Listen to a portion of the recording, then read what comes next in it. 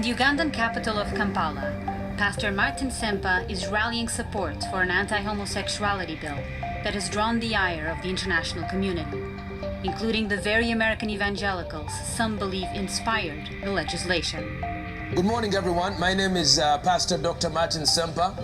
I'm here in the capacity as the chairman of the National Task Force Against Homosexuality in Uganda. At the press conference, Pastor Ssempa was flanked by religious leaders, both Christian and Muslim, a show of unity seldom seen in Uganda. We are making legislation to make sure that sodomy and homosexuality never sees the light of legality in this land of the Pearl of Africa. In a room packed with local and international media, the pastor began a presentation that grew increasingly inflammatory and graphic.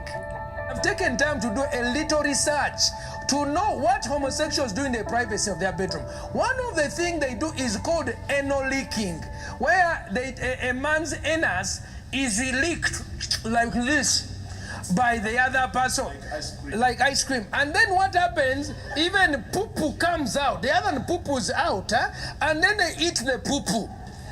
The other one they do is they have a sex practice called fisting, where they insert their hand into the other man's hand, and it goes into the anus all the way. And it is so painful, they have to take drugs, but they enjoy it. Now, if we have any children, please step out. This is a parental guidance moment. That child can be moved out. So I've done research. This is what they do. Number one, you can see a man here having sucked the other person's rectum, and the other person is poo-pooing, and this one is eating the poo-poo all over the place. Tell me, when you have a law against homosexuality, do you say except eating poo-poo? I mean, look at this guy sincerely. Bishop. Stagafulaiza. Hajat. We do not want this sickness. This is sick, and it's therefore deviant. We do not want it. A skilled and savvy showman, Ssempa then summoned a young woman from the audience, one he claimed had been recruited into homosexuality. So this is Sandra.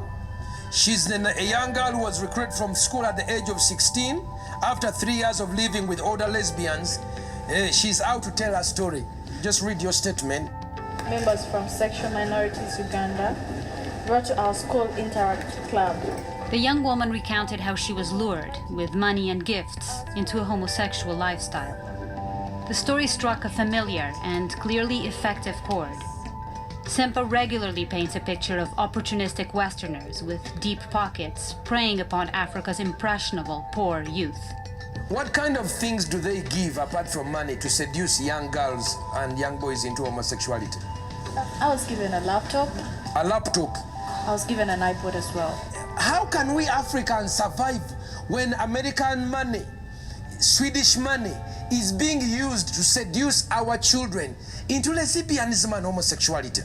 I am not ignorant of the fact that the homosexuals and their sympathizers have basically taken over the entire Western civilization institutions of power.